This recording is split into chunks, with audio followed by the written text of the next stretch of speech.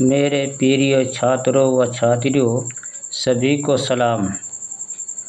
आज की इस वीडियो में सवर्ण शब्द तस्वीर के साथ मैं पेश करने जा रहा हूं ताकि आप सवर्ण शब्द को अच्छी तरह याद कर सकें।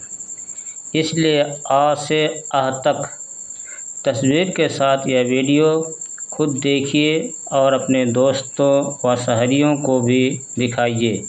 तो आइए बच्चों, यह है आ से अनार,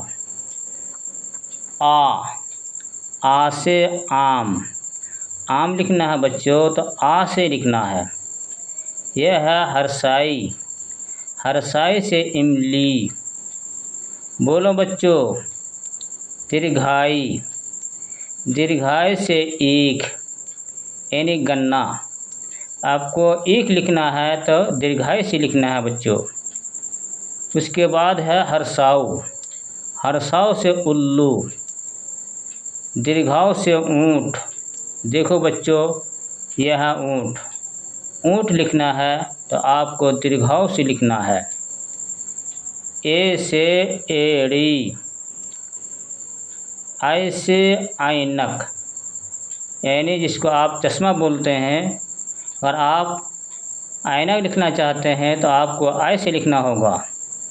उसके बाद है ओ से ओखली